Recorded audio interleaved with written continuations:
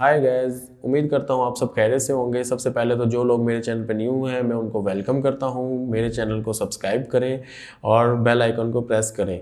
मैंने अपनी last video में आपको उन तमाम डॉक्यूमेंट्स के बारे में बताया था जो कि ज़रूरी है किसी भी फॉरेन यूनिवर्सिटी में अप्लाई करने के लिए। उसके अलावा अप्लाई करने का क्या प्रोसीजर है, आप किस तरीके से अप्लाई कर सकते हैं, ये भी मैंने आपको लास्ट वीडियो में बताया था।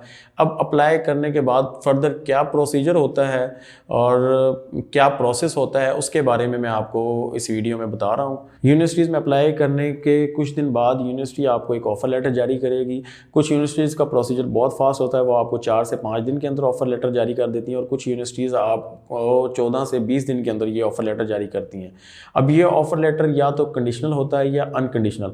अगर आपने अप्लाई करते हुए अपने तमाम डॉक्यूमेंट सबमिट करवाए हैं, आपने आइल्स भी सबमिट करवाया है और तमाम डॉक्यूमेंट्स आपके कंप्लीट हैं, तो यूनिवर्सिटी आपको अनकंडीशनल लेटर जारी करती है। और अगर अप्लाई करते हुए आपका कोई डॉक्यूमेंट मिस है या अभी आपका ग्रेजुएशन या इंटरमीडिएट जिसकी बेस पे आपने अप्लाई किया है वो आपका कंप्लीट नहीं हुआ, या आपने अपने इंस्टीट्यूट या यूनिवर्सिटी से होप सर्टिफिकेट लेकर अप्लाई किया था, तो आपको यूनिवर्सिटी कंडीशनल लेटर जारी करती है।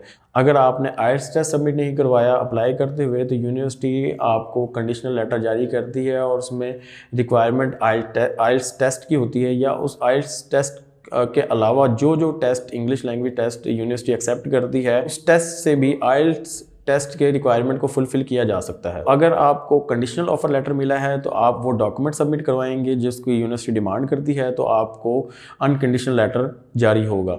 और अगर आपको अनकंडीशनल लेटर जारी हुआ है तो आप इनिशियल डिपॉजिट सबमिट करवाएंगे, क्योंकि अनकंडीशनल लेटर में आपका आईडी, आपकी फ़ीस और आपको कितनी स्कॉलरशिप मिली है इस यूनिवर्सिटी की तरफ से वो तमाम मेंशन होगा। तो इनिशियल डिपॉजिट जो आपके ऑफ़र लेटर में मेंशन है वो आपने सबमिट करवाना है।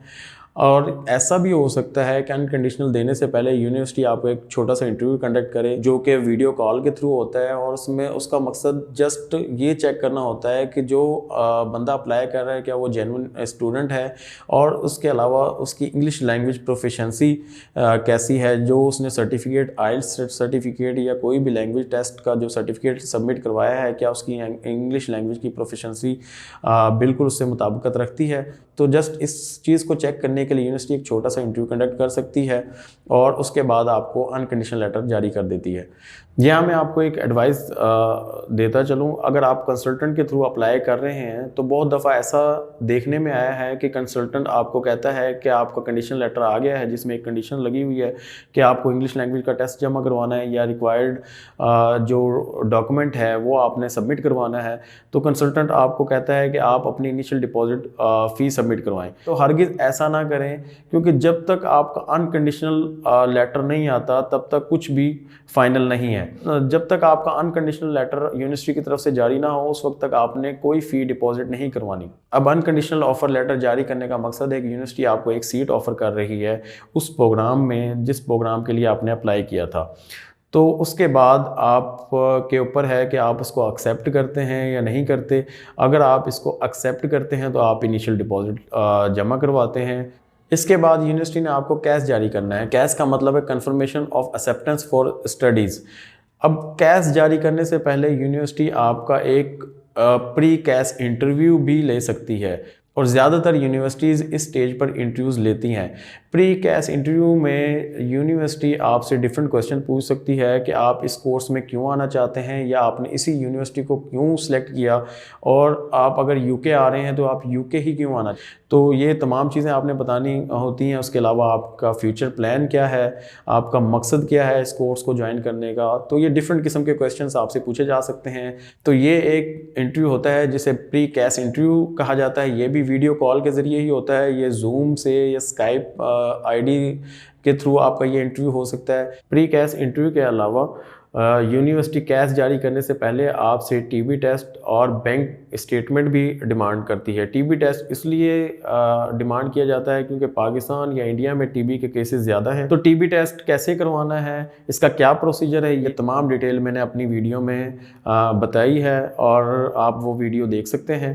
बैंक स्टेटमेंट में आपने अपनी रिमेनिंग फ़ी जो कि इनिशियल डिपॉजिट जमा करवाने के बाद बाकी फ़ीस आपने उस कोर्स की पे करनी है, प्लस 1 ईयर के लिविंग लिविंग एक्सपेंस जो वहाँ पे बनते हैं वो आपने शो करवाने हैं। प्री कैश इंटरव्यू या क्रेडिबिलिटी इंटरव्यू या टीवी टेस्ट और बैंक स्टेटमेंट सबमिट करवाने के बाद यूनिवर्सिटी आपको कैश जारी करती है। ये वो डॉक्यूमेंट है जिसकी बेस पे अब आप अपना वीज़ा फाइल कर सकते हैं। कैश बेसिकली एक स्पॉन्सर लेटर है कि यूनिवर्सिटी आपको स्पॉन्सर कर रही है और आपका क्या आईडी है, आपका कोर्स कब स्टार्ट होगा, कब एंड होगा, आपकी टोटल फ़ी कितनी है, इनिशियल डिपॉजिट आपने कितना पे किया है और उसके बाद रिमाइनिंग फ़ी आपकी कितनी बचती है।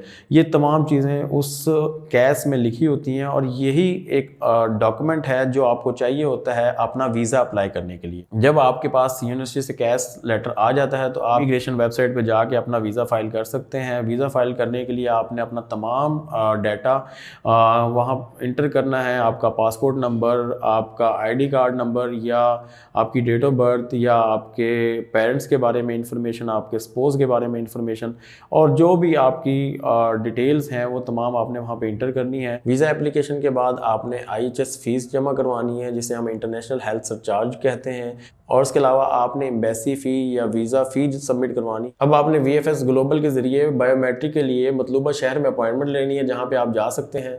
यहाँ आप 2 तरह की सर्विसेज ले सकते हैं, प्रायोरिटी सर्विसेज और स्टैंडर्ड सर्विसेज। अगर आप प्रायोरिटी सर्विस लेते हैं तो आपको 3 से 4 दिन में या 5 दिन में आपको वीज़ा मिल जाता है और लेकिन अगर आप स्टैंडर्ड सर्विस के लिए अप्लाई करते हैं तो आपको 20 से 21 दिन भी लग सकते हैं या फिर 10 दिन या 14 दिन आपका वीज़ा डिसीजन आ जाएगा। VFS अपॉइंटमेंट लेने के बाद जो आपका अपॉइंटमेंट डे है उस दिन आपने कौन कौन से डॉक्यूमेंट लेकर जाने हैं उसके बारे में मैं आपको बताता चलूँ। एक तो आपने वीज़ा एप्लीकेशन का प्रिंट लेना है, उसके अलावा डॉक्यूमेंट चेकलिस्ट का प्रिंट ले लेना है, उसके अलावा जिस बैंक की स्टेटमेंट आपने शो करवानी है उसका अकाउंट मेंटेनेंस सर्टिफिकेट आपके पास होना चाहिए और 1 मंथ या 28 दिन की आपने बैंक स्टेटमेंट लेनी है। आपके तमाम एजुकेशनल डॉक्यूमेंट जिनकी बेस पर आपने अप्लाई किया है वो आपके पास होने चाहिए। इसके अलावा अगर कोई एक्सपीरियंस लेटर भी है आपका तो वो भी आपने लाजमी अपने साथ लेकर जाना है। आपके पास आपका ओरिजिनल पासपोर्ट होना चाहिए और इसके अलावा डॉक्यूमेंट चेकलिस्ट का जो आपने प्रिंट लिया होगा उस पर आप चेक कर सकते हैं कि आपसे किन किन डॉक्यूमेंट्स की रिक्वायरमेंट की गई है और वो तमाम डॉक्यूमेंट्स आपके पास मौजूद होना ज़रूरी है। इसके अलावा जब आप VFS से अपॉइंटमेंट लेते हैं तो आपको एक मेल आती है जिसमें अपॉइंटमेंट स्लिप होती है जिस पे मेंशन होता है कि आपको किस दिन की किस टाइम की अपॉइंटमेंट मिली है, जो कि अपॉइंटमेंट वाले डे आपकी एंट्री के लिए ज़रूरी है। अब अपॉइंटमेंट वाले दिन वीज़ा एप्लीकेशन सेंटर में आपकी पहले आपके डॉक्यूमेंट की स्कैनिंग होगी। अगर आपने पहले से डॉक्यूमेंट स्कैन करके अपलोड किए हुए हैं तो आपको स्कैनिंग की ज़रूरत नहीं है, लेकिन अगर आपने पहले स्कैन और अपलोड नहीं किए हुए तो वहाँ पर आपको स्कैनिंग करवानी होगी जिसकी 5000 से ज़्यादा फीस है। उसके अलावा आपकी बायोमेट्रिक होगी। ये था सारा प्रोसेस। इसके बाद आपने वेट करना है आपका डिसीजन 1 हफ्ते में, 2 हफ्ते में या 3 हफ्ते में या जो भी एम्बेसी का एक रिक्वायर्ड टाइम है। उसके बाद आपका डिसीजन आ जाएगा और आपको उसकी मेल रिसीव हो जाएगी। ये थी मेरी आज की वीडियो। अगर आपको वीडियो पसंद आई है तो उसको लाइक ज़रूर करें, मेरे चैनल को सब्सक्राइब करें और अपने दोस्तों के साथ शेयर करें। मिलते हैं अपनी नेक्स्ट वीडियो में।